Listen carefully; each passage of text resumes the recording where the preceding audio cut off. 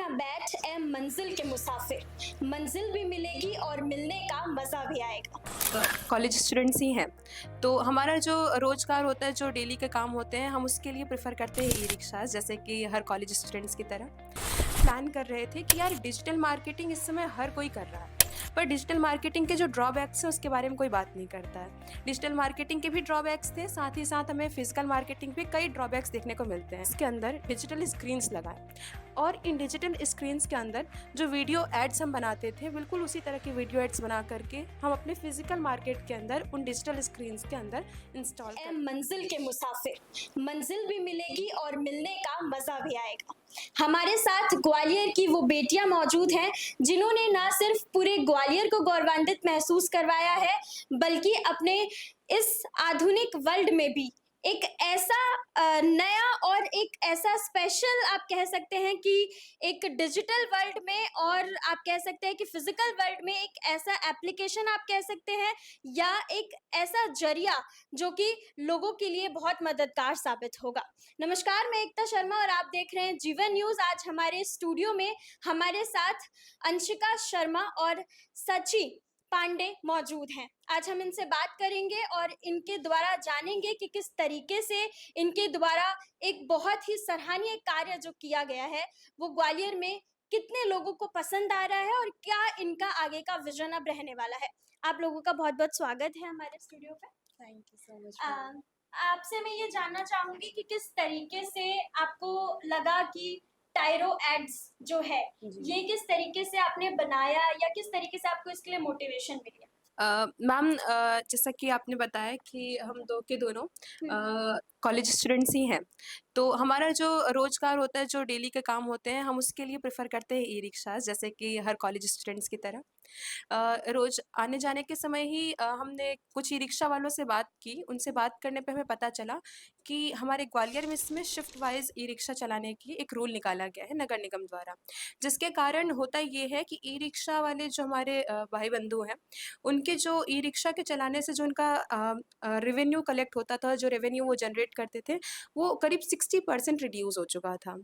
ये रही कहानी एक तरफ की। वहीं दूसरी तरफ हम लोग कुछ प्लान कर रहे थे कि यार डिजिटल मार्केटिंग इस समय हर कोई कर रहा है, पर डिजिटल मार्केटिंग के जो ड्रॉबैक्स हैं उसके बारे में कोई बात नहीं करता है। डिजिटल मार्केटिंग के भी ड्रॉबैक्स थे, साथ ही साथ हमें फिजिकल मार्केटिंग पे कई ड्रॉबैक्स देखने को मिलते हैं, ठीक है?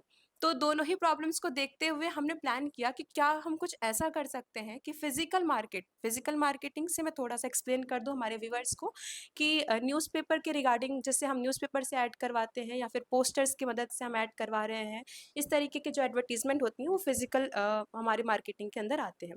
डिजिटल मार्केटिंग में गूगल एड्स, इंस्टाग्राम की मदद से एड्स जो चलते हैं वो होते हैं। दोनों ही एक तरह की प्रॉब्लम्स जो फेस करते हैं। डिजिटल मार्केटिंग में ये दिक्कत आती है कि बहुत ही अच्छा वीडियो हमने बना लिया, पर वो लोग उस चीज़ को देखते नहीं हैं या वीडियो स्किप कर देते हैं। उनके पास होता है स्किप का वरदान। और फिजिकल मार्केटिंग में समस्या ये है कि इतने बोरिंग एड्स या फिर इतने ऊँचे-ऊँचे बिलबोर्ड्स कि लोगों के पास इतने बिज़ी वर्ल्ड में पढ़ने का समय नहीं है। दोनों ही प्रॉब्लम को देखते हुए हमने डिसाइड किया कि क्या हम कुछ ऐसा कर सकते हैं कि फिजिकल वर्ल्ड में, यानी कि अपनी चलती हुई रोड पर कुछ डिजिटल का तड़का लगाया जाए। फिर हमारे दिमाग में आया कि क्यों ना हम ये ई-रिक्शा वाली कहानी को एक तरफ से चालू करें और दूसरी तरफ हम जो प्लान कर रहे थे फिजिकल मार्केटिंग और डिजिटल मार्केटिंग, उनको इंट्रोड्यूस करें।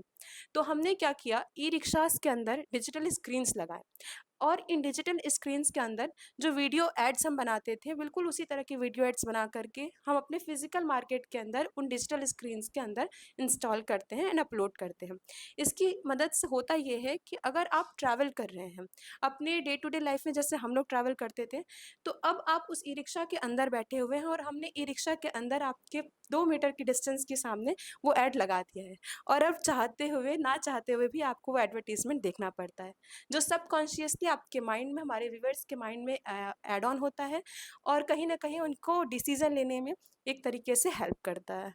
मैं आपसे जानना चाहूँगी कि किस तरीके से जो ये टायरो एड्स जो ग्वालियर में लोगों के लिए एक आप कह सकते हैं कि लाभकारी साबित होगा, स्पेशली ई-रिक्शा वालों के लिए। तो किस तरीके से आप आगे इसमें क्या विज़न है आपका और किस तरीके से आप काम करने वाले हैं ताकि लोगों के लिए फाइनेंशियली भी सपोर्टिव बने ये? एक्चुअली मैम, सबसे पहला जो हमारा मोटिव था वो यही था कि हम जो ई रिक्शा ड्राइवर्स हैं उनकी प्रॉब्लम सॉल्व करें। तो जो भी रेवेन्यू हम जनरेट करते हैं उसका कुछ परसेंटेज मंथली बेसिस पर हम अपने ई रिक्शा ड्राइवर्स को देते हैं। अभी जैसा कि हम जानते हैं वो 1500 से 2000 तक रेंज करता है, लेकिन अब क्योंकि हम जैसे जैसे आगे बढ़ रहे हैं तो उसमें उनके लिए भी कई सारे एड ऑन इंसेंटिव्स रहते हैं और भी चीज़ें रहती हैं जिससे वो अपनी डे टू डे जो लाइफस्टाइल है उसको ग्रो कर सकें, अपने बच्चों को और बेहतर फ्यूचर दे सकें। इसके अलावा क्यों हमारे जो मेंटर हैं डॉक्टर वरुण शर्मा, उन्होंने हमें गाइड किया, उन्होंने हमें समझाया कि हम किस तरीके से आगे और एक्सपेंड कर सकते हैं। तो इस चीज़ के लिए हमारा विज़न ये है कि हम मोबाइल बिलबोर्ड्स बनाना चाहते हैं। बेसिकली अगर आप अभी हम ये स्क्रीन्स अंदर लगाते हैं ई-रिक्शा के, कुछ आने वाले समय में हम इन स्क्रीन्स को बाहर इंस्टॉल कर रहे होंगे। जो भी पब्लिक ट्रांसपोर्ट्स हैं, उनके पीछे वाला जो सेक्शन होगा, जब आप देखेंगे या किसी भी गली से गुजरेंगे तो आप देख पाएंगे कि बाहर बिलबोर्ड्स लगे हैं, हर जगह डिजिटलाइज हो रहा है एंड सच में डिजिटल इंडिया की तरफ इंडिया आगे बढ़ेगा। तो जिस तरीके से आपने बताया कि ये डिजिटल में आप सपोर्ट कर रहे हैं और लोगों के लिए बहुत ही इन्फॉर्मेटिव ये साबित होने वाला है। तो अभी तक कितने लोग ऐसे हैं जो आपसे जुड़ चुके हैं और क्या आपको लग रहा है कि आगे लोग इसमें इंटरेस्ट दिखाएँगे और जुड़ने वाले हैं आपके साथ? मैम, इंटरेस्ट की बात करूँ तो आप भी हमारे पास इसीलिए आए क्योंकि वो कुछ नया और इनोवेटिव है। एंड अभी अगर हम ग्वालियर को देखें तो वो काफ़ी डल या ब्लैक एंड वाइट लगता है, हम उसमें थोड़े से कलर्स ऐड ऑन करना चाहते हैं। उसके अलावा अभी हमारे साथ एक एनजीओ कनेक्टेड है जो कि 200 प्लस दिव्यांग ई रिक्शा ड्राइवर्स से कनेक्टेड है, उनके साथ हम कनेक्टेड हैं। उसके अलावा हमारी 100 प्लस ई रिक्शा ड्राइवर्स की कम्युनिटी है, उनके साथ भी हम कनेक्टेड हैं। एट द सेम टाइम अगर हम अपने क्लाइंट बेस की बात करें तो हमारे साथ टाइम कोचिंग इंस्टीट्यूट, LIC और उसके अलावा फिजिक्स वाला and Shikhar classes, Nishka sales, ये सारे अभी हमारे क्लाइंट्स रह चुके हैं। अभी हमने ये जो काम है हमारा अप्रैल मंथ से ही स्टार्ट किया था एंड विद इन 2 मंथ्स हमने 2 to 2.5 लैक्स तक का रेवेन्यू जनरेट कर लिया है। तो मैम ग्वालियर में कलेक्टर मैम है रुचिका चौहान जी, उन्होंने भी आपके काम की सराहना की है, आपको एप्रिशिएट किया है। कैसा महसूस हो रहा है और कैसे आप उन तक पहुँचे और उसके बाद जो रिज़ल्ट आया वो उसकी जर्नी थोड़ी-सी बताइए? मैम, हम लोग जो हमारे मेंटर हैं doctor Varun Sharma sir, Varun sir ने हमें कहा कि आप तो जाइए, आप युवा हैं, आप महिला हैं, कुछ नया करना चाहते हैं, आपके अंदर वो जोश है, आप एक टेक्निकल बैकग्राउंड से हैं, कुछ टेक्निकल चीज़ें उसमें ऐड ऑन करना चाहते हैं, तो वही विज़न लेकर हम मैम के पास पहुँचे। मैम के पास गए तो पूरा दिन वेट करने के बाद, क्योंकि मैम भी बहुत बिज़ी रहती हैं, हम वेट किया हमने उनका। जब वो जैसे ही आई हमने उनको अपनी प्रेज़ेंटेशन दी, उनको बताया कि हम क्या करना चाहते हैं, हमारा क्या विज़न है। तो उसके बाद मैम ने हमें डायरेक्टली जो हमारे नगर निगम कमिश्नर हैं, उनके साथ कनेक्ट करवाया एंड वहाँ से हमें पता चला कि स्मार्ट सिटी में एक जी-इनक्यूब नाम से इंक्यूबेशन सेंटर है। वहाँ पर हमने खुद की स्क्रीनिंग की, वहाँ हमारा प्रेज़ेंटेशन हुआ, हमने लोगों के साथ इंटरैक्ट किया, उनके जो क्वेश्चंस थे उनको आंसर किया। उसके बाद उन्होंने हमें फाइनलाइज़ किया एंड अभी हम जी-इनक्यूब के साथ इंक्यूबेटेड हैं। उनका भी बहुत गाइडेंस और मेंटरशिप रहता है।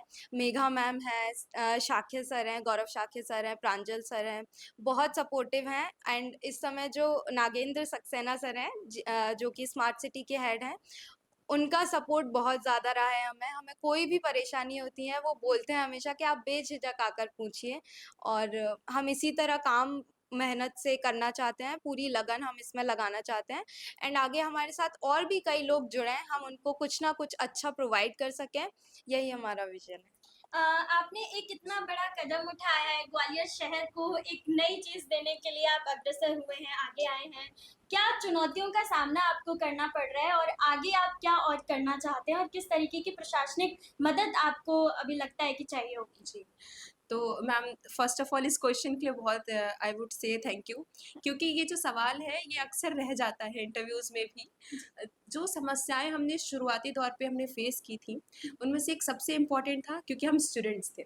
स्टूडेंट होने के कारण होता ये है कि अक्सर लोग ये सोचते हैं कि अभी बच्चे हैं, नया-नया जोश है, तो स्टूडेंट्स हैं, हो सकता है अभी नया-नया जोश है, 10 दिन की बात है, 4 दिन की चाँदनी। तो इस कारण हमें कई बार क्रेडिबिलिटी बहुत प्रॉब्लम करती है। हमें लोगों को यकीन दिलवाना पड़ता है, विश्वास दिलाना पड़ता है कि आप एक ज़िम्मेदार कंधों पर अपना कार्य दे रहे हैं, अपना कार्यभार दे रहे हैं और हम पूरी रिस्पॉन्सिबिलिटी के साथ आपका काम करेंगे।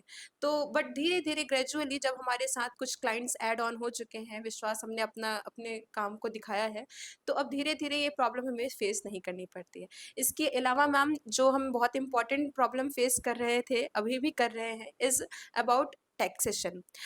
जो अगर मैं आपको थोड़ा-सा अबाउट ब्रीफिंग करूँ इसका, तो जब हम ई-रिक्शा स्क्रीन्स लगाते हैं या कोई भी किसी भी तरह का फिज़िकल मार्केट में एडवर्टाइज़मेंट करते हैं, तो वहाँ हमें टैक्स देना पड़ता है नगर निगम को। पर ई-रिक्शा आपको कुछ टैक्स देना पड़ता है। इस तरह से जितने ई-रिक्शाज़ हम जोड़ते जाते हैं, उनके फर्स्ट टाइम एक बार वन टाइम का हमारा टैक्स होता है एंड एक मंथली बेसिस पे टैक्सेशन होता है। मैं गवर्नमेंट से भी, प्रशासन से भी यही मदद चाहूँगी कि अगर उन्हें हमारा काम सराहनीय लगता है और लगता है कि हम देश के लिए या फिर अपने इसके लिए कुछ कर रहे हैं, तो हमें इस यहाँ पर अगर कुछ वेवर मिलता है या फिर टैक्सेशन में कुछ कमी मिलती है, कुछ कंसेशन मिलता है, तो मुझे लगता है कि ये सबसे बड़ा सपोर्ट प्रशासन की तरफ से हमें मिलेगा। आखिर में मैं यही आप लोगों से कहना चाहूँगी कि आप इतना अच्छा काम कर रहे हैं और अभी आपने एजुकेशन अपनी शुरू करी है, बीटेक सेकंड ईयर में आपका ख़त्म हुआ है, आपका भी अभी पढ़ाई चल रही है। तो क्या आप आगे इसको ले जाना चाहेंगे और किस तरह की अपील आप जनता से करना चाहेंगे? आप ज़रा बता दीजिए। जी जनता से मेरी यही अपील है कि ग्वालियर ने हमें पहले भी बहुत प्यार दिया है, बहुत सपोर्ट दिया है और आप लोगों का भी ऐसे मीडिया हाउसेस का भी हमें बहुत सपोर्ट रहा है, जिसके कारण आज हम लोगों के बीच में लोग हमें जानने लगे हैं। लोग हमें बोलते हैं टायरोइड्स वाली दीदी। तो उनसे हम बस इतना ही सपोर्ट चाहेंगे कि आप अपना विश्वास हमारे ऊपर इसी तरह ही दिखाते रहिए और यकीन मानिए ग्वालियर वैसे ही बहुत शान का देश शान का शहर है हमारा और कोशिश करेंगे कि इसको हम देश-विदेश तक लेकर के जाएँ। तो अगर हमारे साथ किसी भी वेंडर को जुड़ना है या किसी भी कोई छोटा शॉप वाला हो या कोई बड़ा शोरूम वाला हो, कोई भी व्यक्ति हो जिसको एडवर्टाइजमेंट करवाना है, मार्केटिंग करवाना है, तो वो हमारे साथ जुड़ सकता है एंड हम उसका पूरा सपोर्ट करेंगे। हम दोनों को ही वही कार्य करके देते हैं जो एक बड़े शोरूम वाले को करके दें या स्मॉल वेंडर वाले को। और बस इसी तरीके से ग्वालियर की जनता हमें अपना प्यार दिखाती रहे, यही हमारी आशा है। धन्यवाद। तो आपने देखा हमारे साथ टायरो एड्स जो कि ग्वालियर में एक ऐसी चीज़ बनकर आया है जिसमें ना सिर्फ आज के युवा पीढ़ी को एक इंटरेस्ट होगा बल्कि ये एक ऐसी चीज़ निकल कर सामने आ रही है जो कि बहुत ही इंटरेस्टिंग होने वाली है और ज़्यादा से ज़्यादा आप इन लोगों के साथ जुड़े रह सकते हैं। बने रहिए जीवन न्यूज़ के साथ सभी लाइव अपडेट्स के